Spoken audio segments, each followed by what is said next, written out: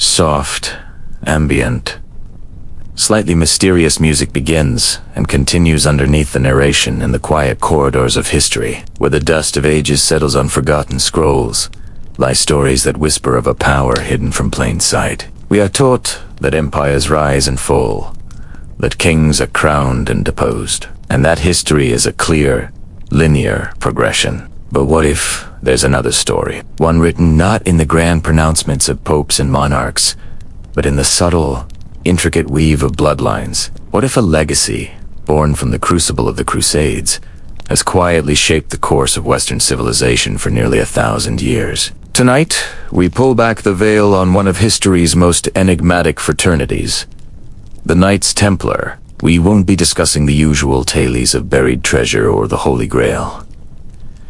Instead, we are embarking on a different kind of quest, a journey into the realm of genealogy, secret societies, and the enduring influence of a lineage thought to have vanished from the world stage. This is the story of the Templar Bloodlines, a hidden legacy of power. The official record is clear.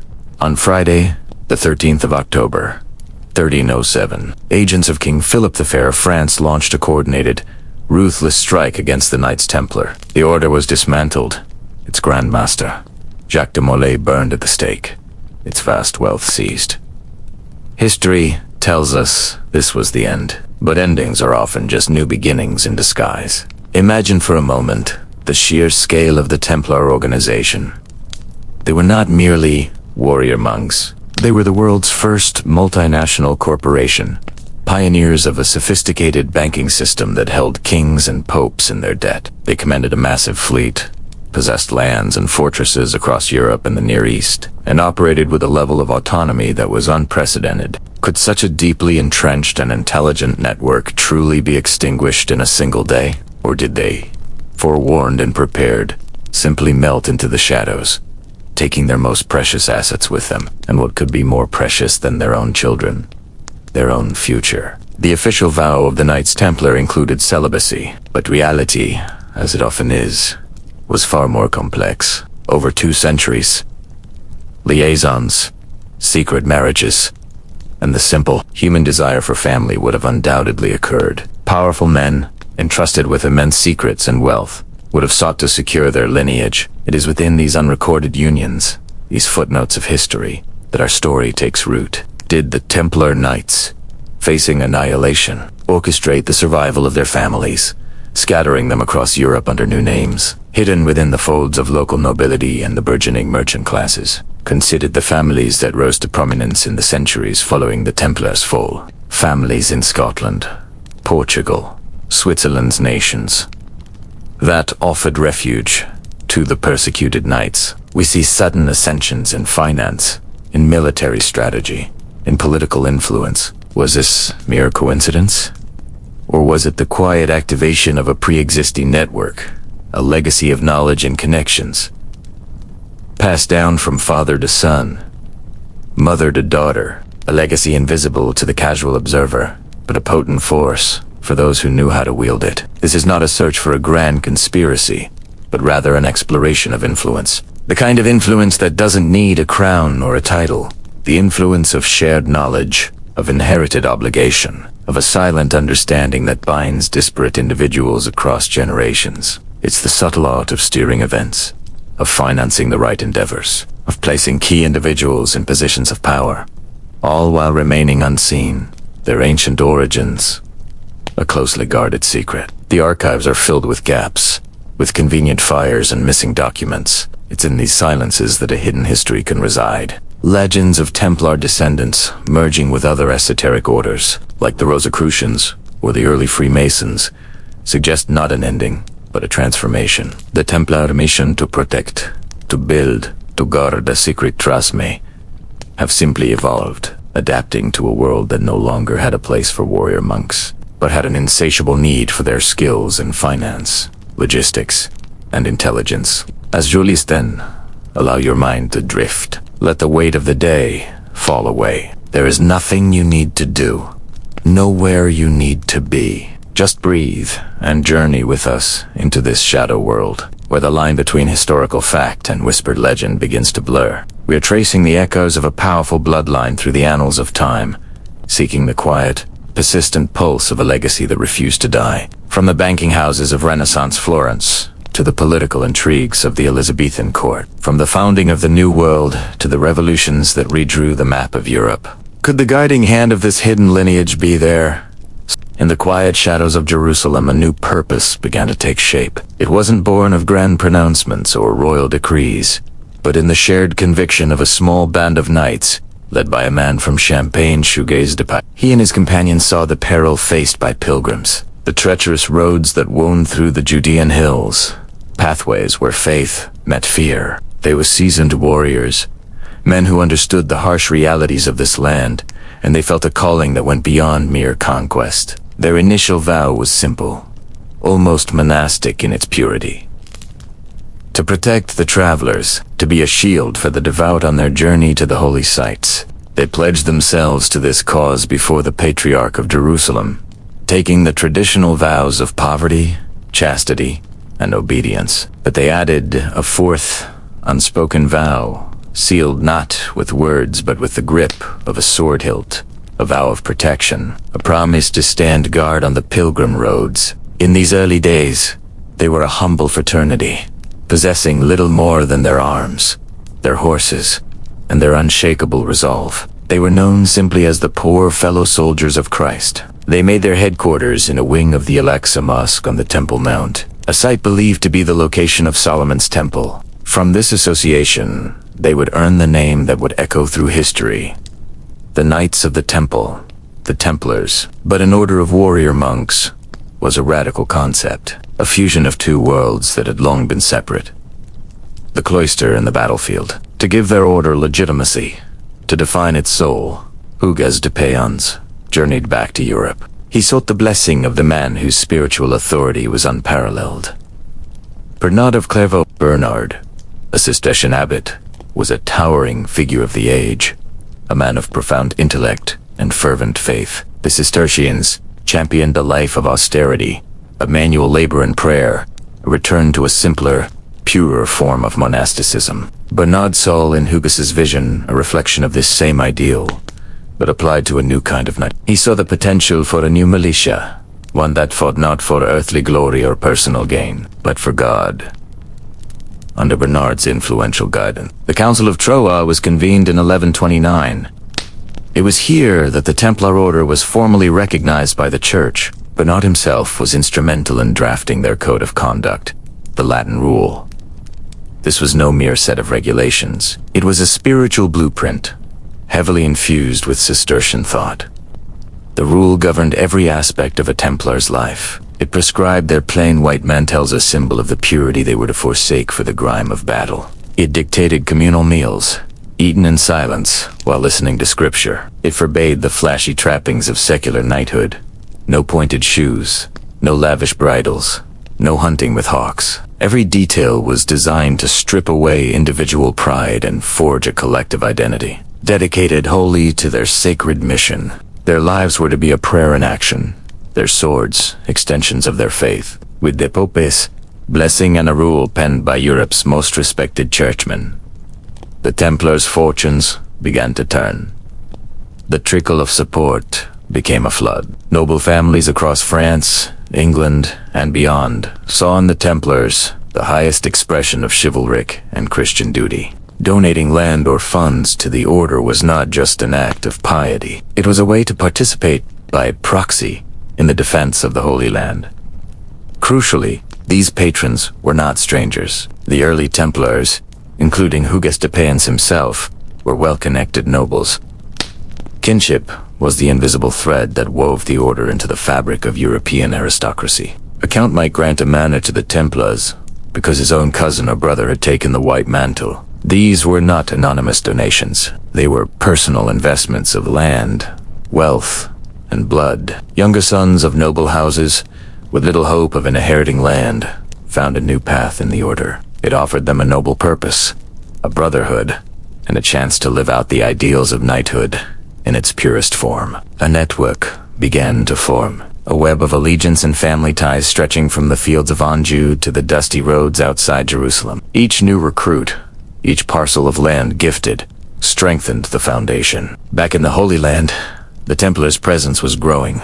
No longer just a handful of knights. Their numbers swelled. They established fortified posts along the pilgrimage routes, small castles and watchtowers that offered refuge and security. From the port of Jaffa to the gates of Jerusalem, the sight of a white mantle with its stark red cross became a symbol of safety. They patrolled the dangerous defiles, escorting caravans of weary pilgrims, their vigilance a constant, silent promise. They learned the land intimately, its hidden springs and secret paths. They adapted their fighting style, learning from their adversaries and the unique challenges of the terrain. They were becoming more than just guards. They were becoming an integral part of the Kingdom of Jerusalem's defense, a permanent, professional military force in a land where lords and knights often came and went. The quiet fraternity of 9 men was slowly, methodically, transforming into one of the most formidable organizations of the medieval world. The fabric of blood and allegiance, first woven in the halls of Champagne and sanctified at Troa, was now being tested and tempered in the unforgiving sun of the East. Let us drift back into the intricate web the Templars wove across Europe, a tapestry not of battles and swords, but of trust and parchment. Imagine a vast network of commanderies, each one a node of stability in a fragmented world. These were more than just forts. They were centers of administration, finance, and agriculture. From the rolling hills of Champagne to the sun-drenched fields of Aragon, these estates were meticulously managed, their yields and profits recorded with a discipline that was, for the time, revolutionary. The land itself became a testament to the order's enduring presence, a physical anchor for its spiritual and financial mission. This network was the backbone of an early form of international banking. A nobleman in England, planning a pilgrimage or a military campaign, could deposit his funds at the London Temple. He would receive not a heavy chest of coins,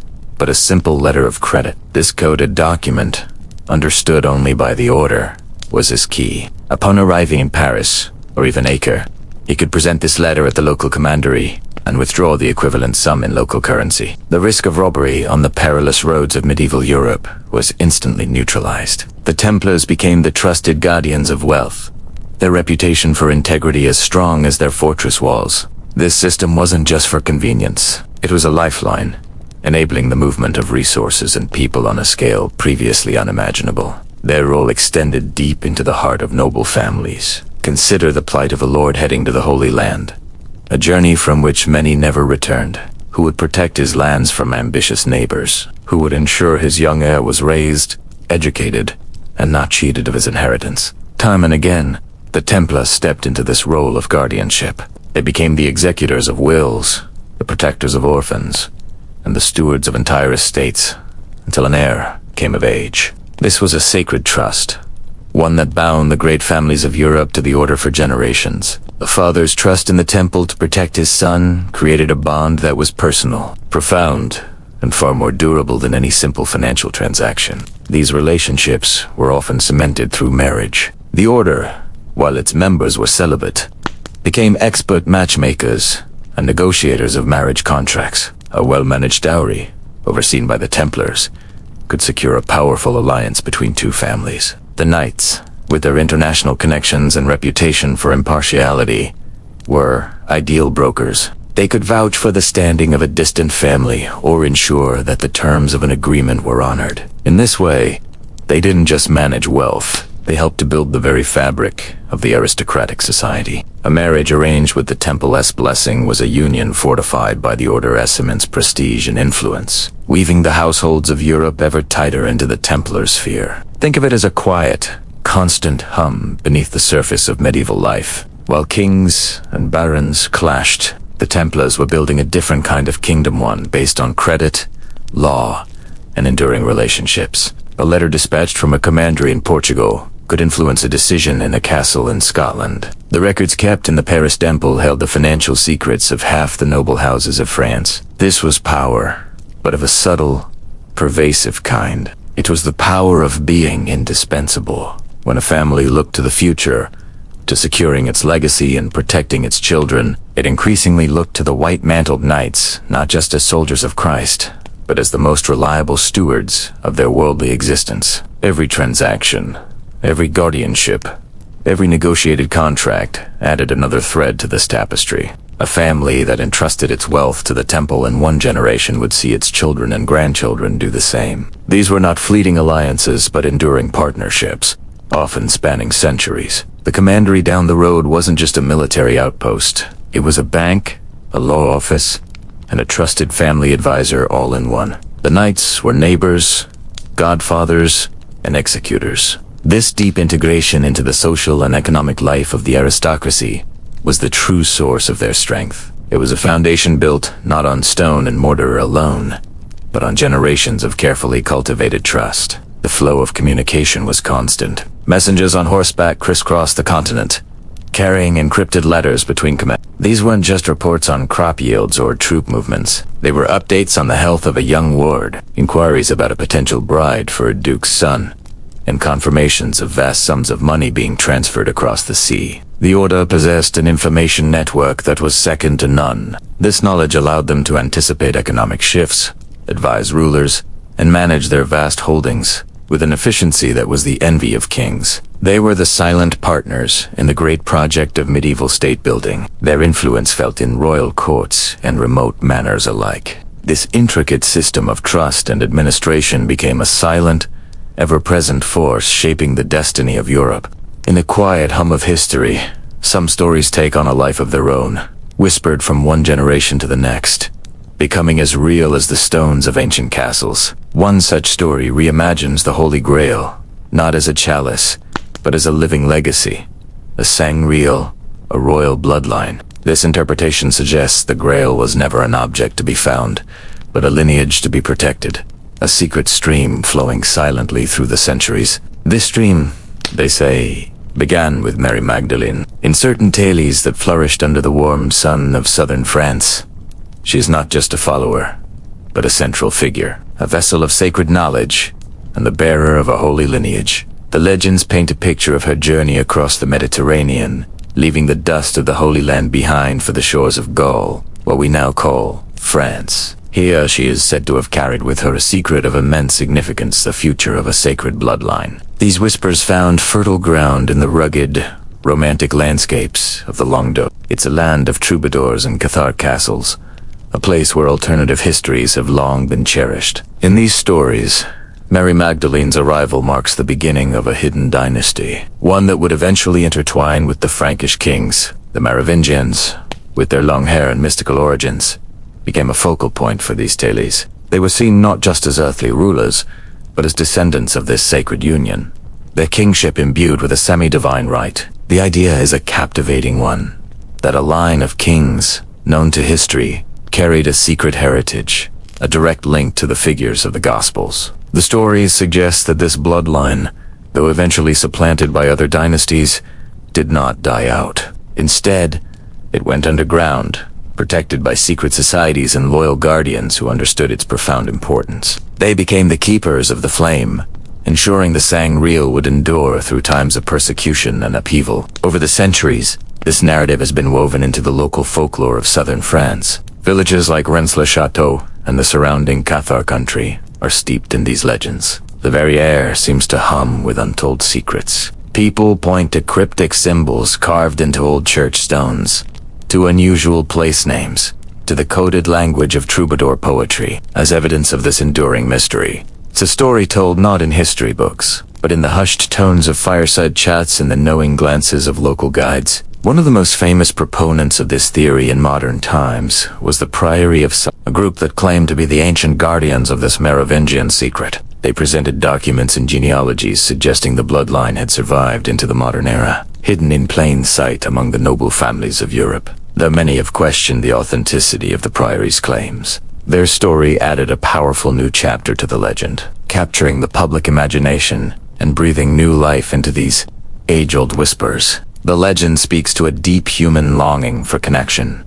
for a sense of hidden meaning beneath the surface of recorded history. It transforms the Grail from a mere relic into a living, breathing story of survival, love, and a sacred trust passed down through generations. It suggests that the greatest treasures are not made of gold or jewels, but are carried within us, in the blood that flows through our veins, and the stories we choose to tell. In the quiet corners of southern France, these stories continue to be told not as fact, but as a kind of poetry, a testament to the enduring power of myth to shape our understanding of the past and our place within its grand unfolding narrative. It's a gentle reminder that some mysteries are not meant to be solved, but to be contemplated, allowing our minds to wander through the beautiful, misty landscapes of what might have been.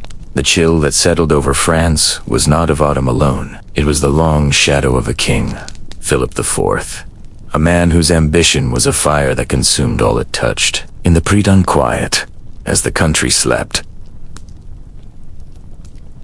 a web spun with royal decree and sealed with papal acquiescence was drawn tight. It was a Friday, the 13th of October, a date that would be etched into the annals of infamy, not by chance, but by meticulous, cold design. The operation was a masterstroke of military precision. Doors splintered across the kingdom, from the grand commanderies of Paris to the smallest, most remote presept. Knights, roused from their sleep, found themselves facing not Saracens on a distant battlefield, but the king's own men. Bewilderment turned to fear as they were bound and led away. The white mantles, with their stark red crosses, dragged through the mud. The charges were whispered at first, then shouted. Heresy, blasphemy, unspeakable rites performed in secret. In the damp, lightless cells of royal dungeons, the resolve of even the most steadfast began to crumble. Days blurred into nights, punctuated only by the questions of inquisitors. These were not men of God seeking truth, but agents of the crown seeking confessions. The instruments of persuasion were brought forth, their grim purpose unspoken but deeply understood. Under such duress, bodies broke, and with them, spirits. Men who had faced death without flinching now found themselves uttering words they scarcely understood, admitting to crimes they could not have imagined. The confessions, extracted through agony, began to paint a monstrous caricature of the order. Yet, glimmers of defiance flickered in the darkness. Pope Clementine, a man caught between his conscience and the immense pressure of the French king, attempted to assert papal authority. He sent his own cardinals to investigate, to hear the knights for themselves, away from the king's torturers. At the Château de Chinon, a handful of the highest-ranking Templars, including the Grand Master Jacques de Melay, were brought before the papal there, in the relative safety of the castle. Their stories changed. They retracted the confessions forced from them, speaking of their loyalty to the faith and the innocence of the order.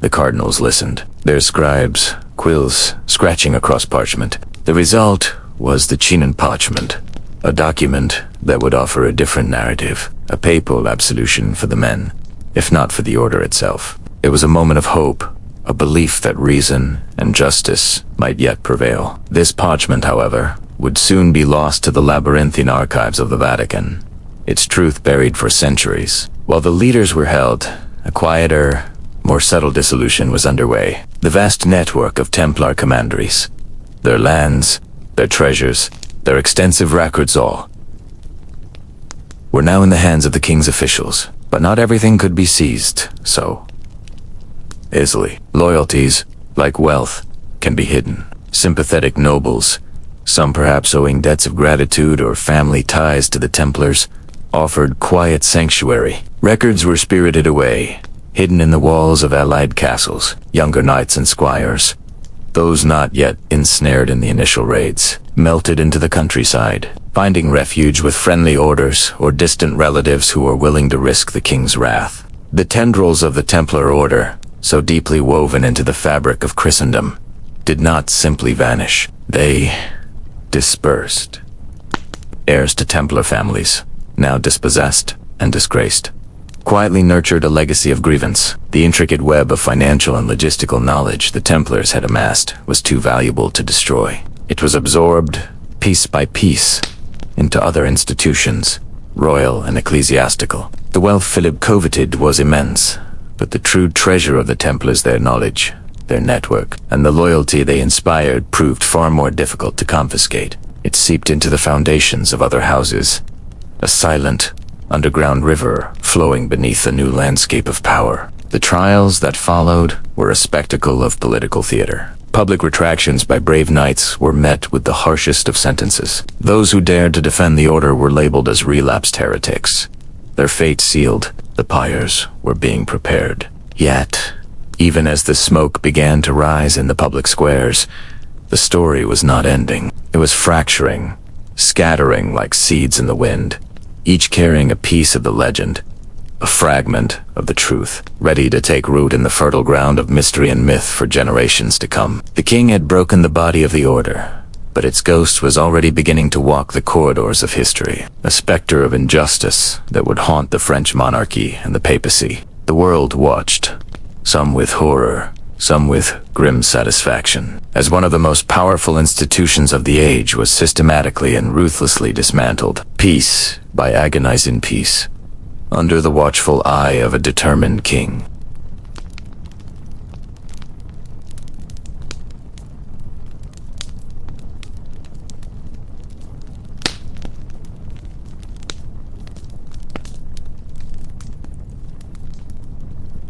The ships that slipped away from La Rochelle, ghosting through the Predon fog, were not a fleet of war, but a flotilla of whispers.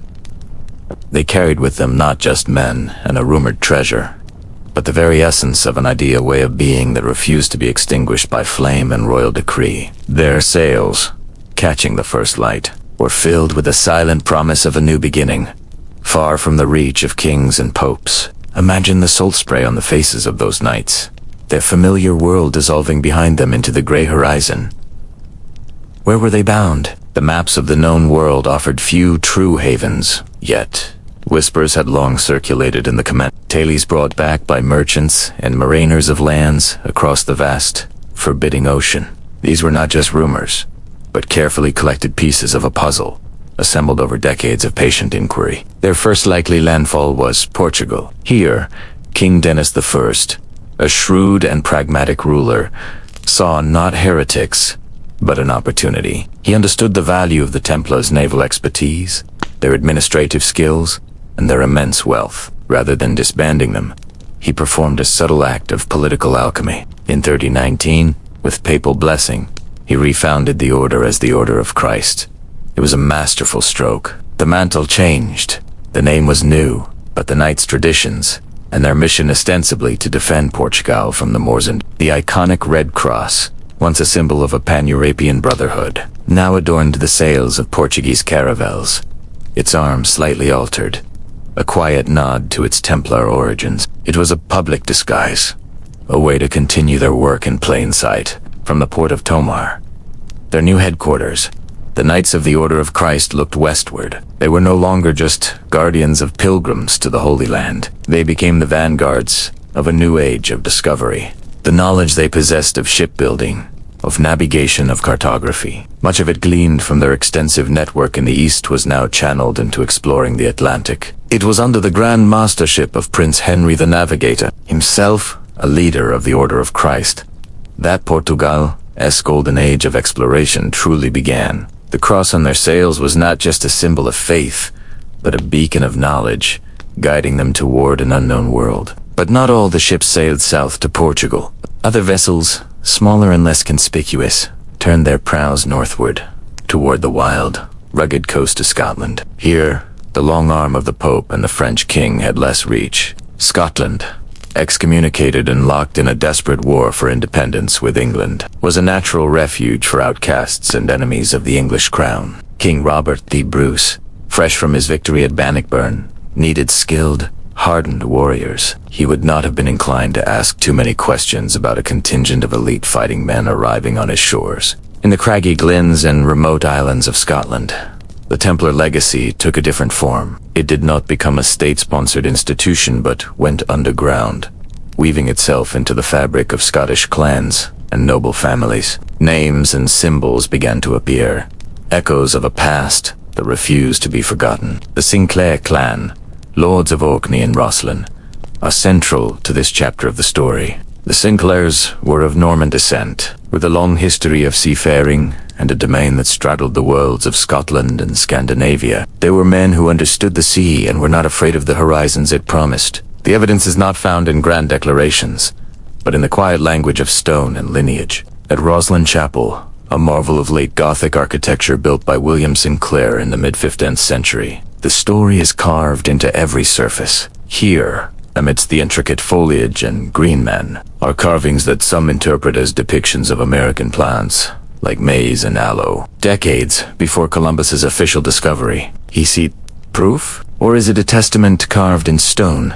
A quiet boast from a family that held a secret knowledge of a world to the west. The chapel itself, with its pillars and layout fancy ID, to echo the Temple of Solomon, feels less like a simple place of worship and more like a library of stone, preserving a Gnostic, esoteric knowledge that the mainstream church had sought to suppress. This knowledge was a form of treasure, far more valuable than gold or silver. It was a legacy of exploration, of navigation, and of a worldview that saw the sacred not just in a distant holy land, but in the pursuit of understanding the world itself. The Templar fleet, in scattering, didn't just ensure its survival. It planted seeds. In Portugal, the seed grew into a great tree of discovery, its branches reaching across the globe. In Scotland, it grew like a hardy. The 18th century saw a flourishing of new rites and degrees, each promising to reveal deeper secrets and older traditions. Beyond the initial 3 degrees of craft masonry, a world of high degrees began to take shape. And within this world, the ghost of the Knights Templar was a potent and recurring figure. In France, the Scots-born chevalier, Andrew Michael Ramsay, delivered a famous oration in 1737. He linked Freemasonry not to the guilds of stonemasons, but to the chivalric orders of the Crusades, explicitly suggesting that Masonic lodges were the hidden successors of the Knights Templar, forced into secrecy after the order's suppression. This idea was electric. It elevated Masonry from a society of artisans and intellectuals to one of noble, knightly heritage. Soon after, Templar-themed degrees began appearing in French and German lodges. These weren't just symbolic. They were elaborate, theatrical rituals. One of the most influential systems was the rite of strict observance. Founded in Germany in the 1750s by Baron von Hund, he claimed to be acting under the orders of unknown superiors, who were, he hinted, the secret, continuing leadership of the original Templar order. The strict observance created a detailed, hierarchical system where members progressed through ranks with titles like Knight and Commander. They believed that the Templars had secretly survived, particularly in Scotland, and that their Grand Master Jacques de Molay had designated a successor from his prison cell. This lore was meticulously constructed, complete with secret codes, specific rituals, and a genealogy of hidden Grand Masters. Lodges of the strict observance became hugely popular, especially among the aristocracy, who were drawn to its chivalric romance and its promise of belonging to an ancient, powerful, and secret lineage. It offered a sense of purpose and mystique that was highly appealing to the Enlightenment-era elite. The allure of the Templars also became entangled with the political currents of the time, most notably the Jacobite cause. The Jacobites were supporters of the exiled Stuart dynasty, who had been deposed from the British throne. Many prominent Jacobites, living in exile in France and Italy, were also Freemasons. A romantic narrative emerged that Bonnie Prince Charlie, this Stuart claimant, was a secret Grand Master of a Templar order. This Jacobite Templar myth suggested that the Templar legacy was being preserved by those loyal to the rightful, divinely appointed kings. While historical evidence for the prince's direct involvement is scarce, the story itself was powerful. It imbued Masonic Templarism with a sense of righteous rebellion and loyalty to a lost cause. Lodges with Jacobite sympathies wove Templar symbolism into their rituals, seeing themselves as modern-day knights fighting, at least symbolically,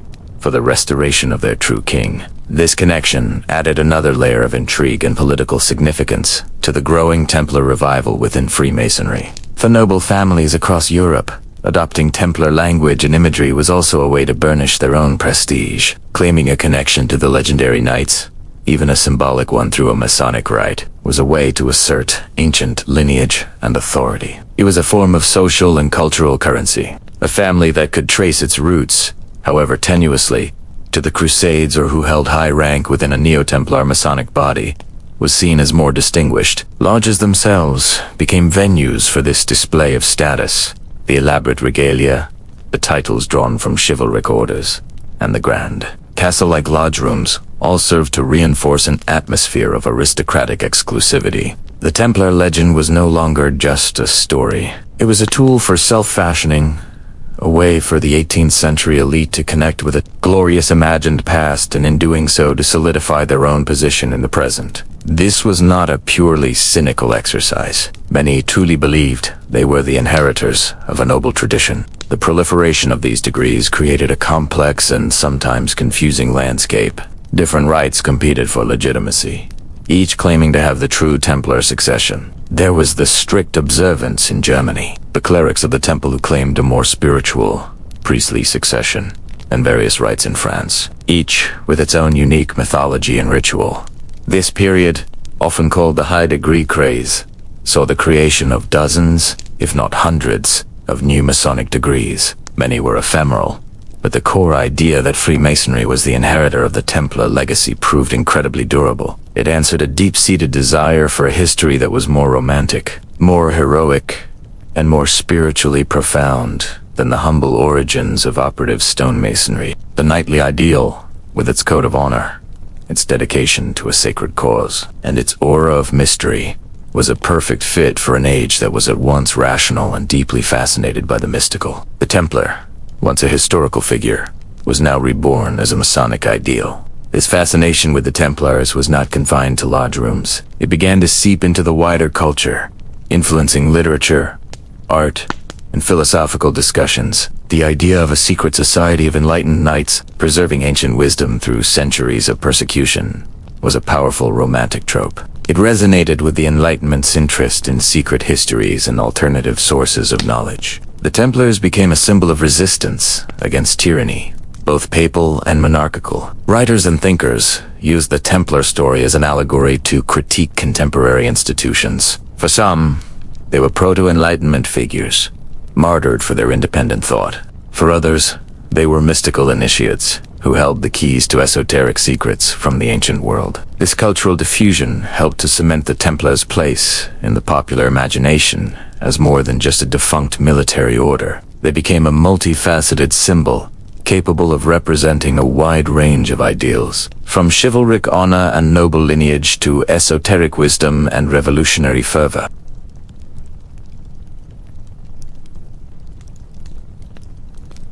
The sails of the Order of Christ swelled with the Atlantic wind, each one emblazoned with a stark, red cross. This was more than just a symbol. It was a statement of purpose, a declaration of faith carried into the vast, unknown ocean. On the shores of Portugal, in the quiet corridors of his observatory at Sagres, Prince Henry, known to history as the Navigator, pored over charts and listened intently to the tales of returning captains. He wasn't a sailor himself, not in the traditional sense of treading the deck of a caravel pitching in the waves. No, his voyages were of the mind, undertaken across parchment and through the intricate calculations of astronomers and cartographers. He gathered the best minds of his time, luring them with the promise of discovery and the resources of a kingdom. They were the architects of this new age of exploration. Their workshops were filled with the smell of ink and vellum, the glint of brass astrolabes, and the low murmur of men debating longitude and currents. From their hands came the Portolan charts, marvels of practical navigation. Unlike the Mappa Mundi of old, which were more theological than geographical, these were working documents. They were crisscrossed with the spiderweb of rum lines, radiating from compass roses, allowing a pilot to plot a course from one point to another with a straight edge and a prayer. These maps were alive. Each voyage added a new stretch of coastline, a previously unknown island, a clear understanding of the winds that governed the seasons of the sea. They were jealously guarded secrets, for knowledge of the sea routes was power. A captain with a reliable portolan held the keys to wealth and empire. Yet, for all their growing accuracy, the edges of these maps still faded into mystery. Here be dragons, the old maps had warned. Now, the dragons were replaced with something more tantalizing. Possibility. The Red Cross of the Order, a legacy of the Knights Templar, seemed to push ever outward, a beacon against the immensity of the blue horizon. It marked the edge of the known world, a frontier that was constantly being redrawn. As the Portuguese caravels crept down the coast of Africa, their progress was slow and fraught with peril. Each headland overcome was a victory. Each new trading post a foothold in a continent of immense wealth and mystery. But the Atlantic held other secrets, other stories that were not recorded on the official charts of Prince Henry's court. These were whispers. Sailors' yarns told over ale and smoky taverns, tales of voyages that had come before. Legends persisted of Irish monks in skin-covered boats, who'd supposedly followed the path of the saints across the waves to a promised land in the west. Had they reached a new world?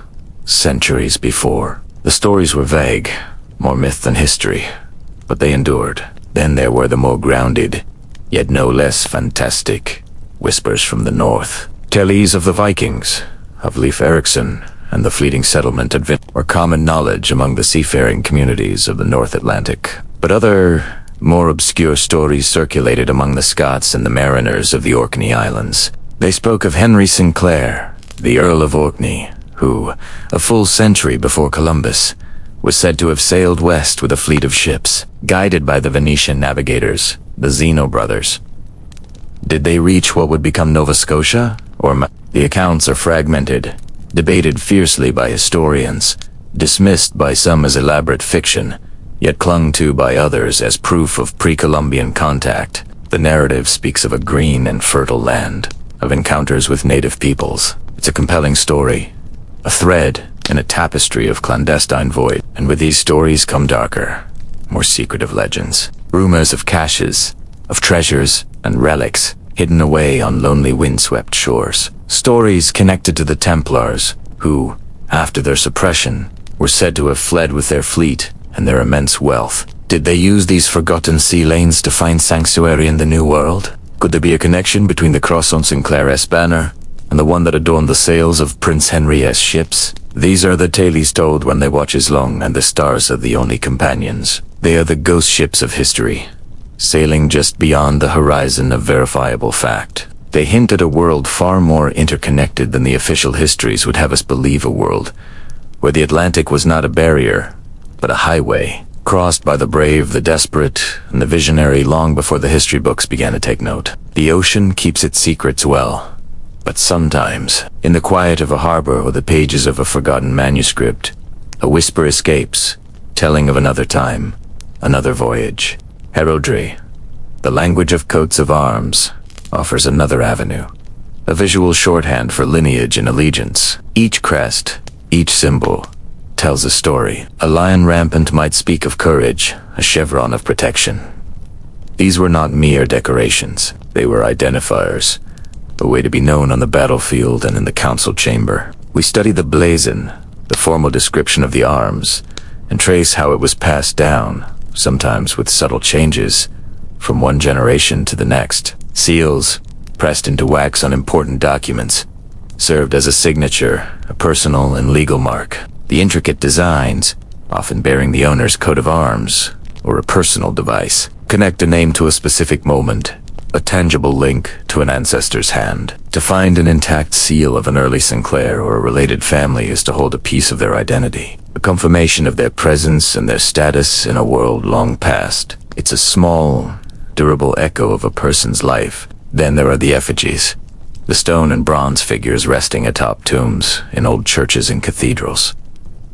Here, the past is not just written, it is sculpted. We see the likeness of a knight in his armor, his hands pressed together in prayer, his feet resting on a dog, a symbol of loyalty. We see a lady in her gown, the details of her headdress, telling us about the fashion of her time. These figures are idealized, of course, but they are representations of real people. They were meant to be seen, to be remembered. The inscriptions that often accompany them, carved in Latin or Old French, give us names, dates, and sometimes a prayer for their soul. Deciphering these worn, abbreviated texts is a puzzle in itself. Each letter clarified, each word pieced together, brings a person out of the shadows. We can stand in the quiet of a chapel and feel a connection to the person lying beneath the stone, a member of a family line we are trying so patiently to reconstruct. The work then moves from the churchyard to the archives. Here, in the quiet rustle of old paper, we hunt 4 lines of descent. Charters, land grants, marriage contracts, and court records become our guide. These documents, written in careful, looping script, trace the transfer of property, the forging of alliances, and the settling of disputes. A name mentioned in a witness list can be a vital clue. A daughter's marriage contract can reveal connections between families that were previously unknown. It is meticulous, painstaking work. We follow a name, a place, a title, from one document to the next, building a chain of evidence. For families like the Sinclairs, whose branches spread wide and whose records are scattered, this task is monumental. We are detectives of time, searching for patterns, for confirmations, for the thin but persistent thread that connects a person in the 5th century to their ancestor in the 12th. Each discovery, no matter how small, adds another link to that chain. Onomastics, the study of names, provides another layer of insight. The origins and evolution of surnames like Sinclair, derived from St. Clair in Normandy, can help trace the family's geographic and cultural journey. We look at the prevalence of certain first names: William, Henry, Robertand.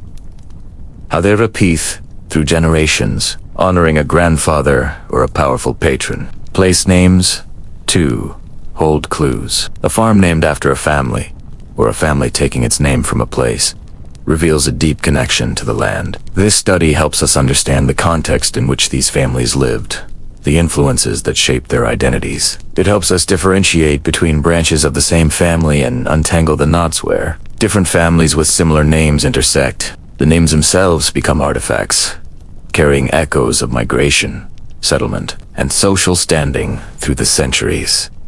And now, we have a tool our predecessors could only have dreamed of. DNA.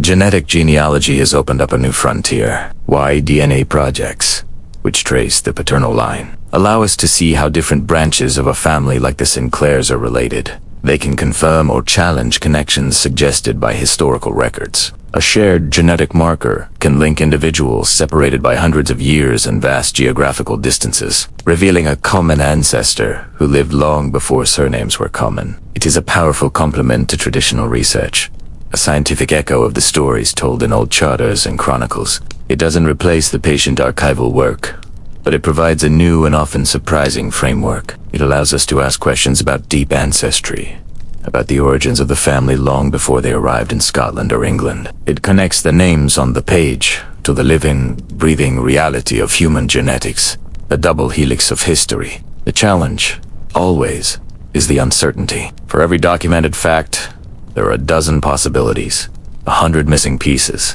We trace a Sinclair line back for generations, only to have it disappear into the mists of an unrecorded period. We find 2 men with the same name, living at the same time, and must work diligently to distinguish them. Was this Robert the son of Henry, or a cousin? Did this property pass by inheritance, or by sale? The records are often silent on the very details we most wish to know. It requires patience, a willingness to hold multiple theories at once, and an acceptance that some questions may never be answered. We build our family trees with the best evidence we have, but we must always be prepared for new information to change the picture. This patient work, this sifting of fragments, is the true heart of genealogy. It is a slow, careful reconstruction, not of certainty, but of the most likely story, a tribute to the resilience of families and the enduring quest to know where we come from. The lines blur, the names repeat, but the pursuit continues.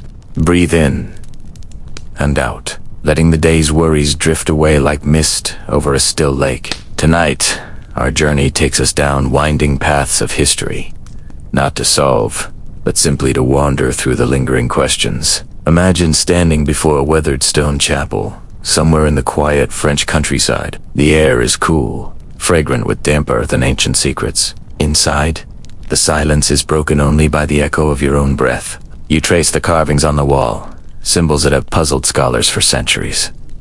What do they truly mean? Were they messages, prayers, or warnings left by hands long turned to dust? We don't need an answer tonight. It's enough just to feel the weight of the question, to let the mystery itself be our guide. Now, let the scene shift. We're sailing on a moonlit sea, the waves gently rocking our vessel. The coast of Portugal is a dark silhouette against a sky dusted with stars. It was from shores like these that ships set sail, their holds filled with more than just cargo. Legends speak of treasures gold, yes, but also knowledge, relics, and scrolls, containing wisdom lost to time. Did these treasures find a new home in a distant land, or are they still sleeping beneath the waves, waiting for a tide that may never turn? The gentle lapping of the water against the hull is a soothing rhythm, a lullaby of unanswered quests. We don't need a map to this treasure. The journey in our minds is treasure enough. Picture a grand library,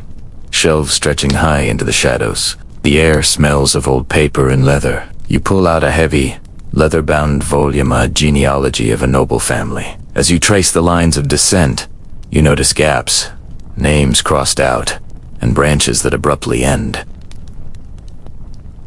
Who were these forgotten souls? Were their stories deliberately erased, or simply lost to the careless hands of time? Each empty space is a story in itself, a whisper of a life lived, loved, and then silenced. The quiet rustle of the page is the only sound, a soft counterpoint to the loud histories we think we know. It's a reminder that not all stories are meant to have a neat conclusion. Some are meant to be pondered, to be felt in the quiet spaces between the words. Let's walk through the winding streets of a medieval city at dusk. The lanterns cast a warm, flickering glow on the cobblestones. We arrive at a courtyard, where a stone effigy of a knight lies in repose. His hands are clasped in prayer, his face serene.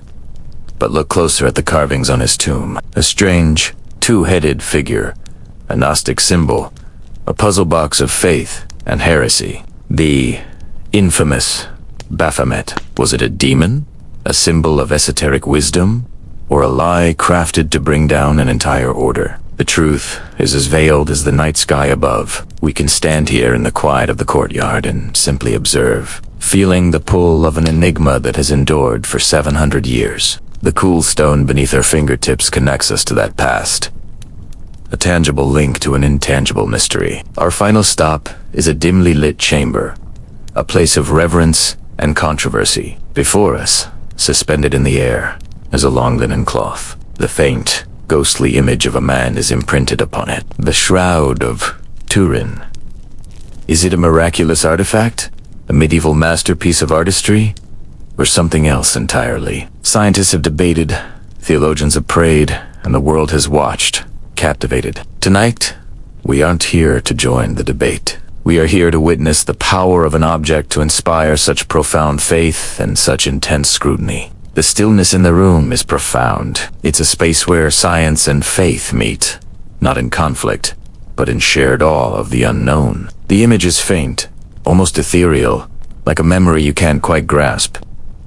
And that is its power. As our journey for tonight comes to a close, let these mysteries settle in your mind, not as problems to be solved, but as gentle companions for your dreams. The world is full of beautiful, unanswered questions. They are the whispers in the ancient forests, the glint of starlight on a forgotten ruin, the echo in an empty hall. They remind us that there is always more to discover, more to wonder about. Allow yourself to drift into sleep, carried on a soft current of curiosity and peace. Let the silence be filled with the quiet magic of what we do not know. Thank you for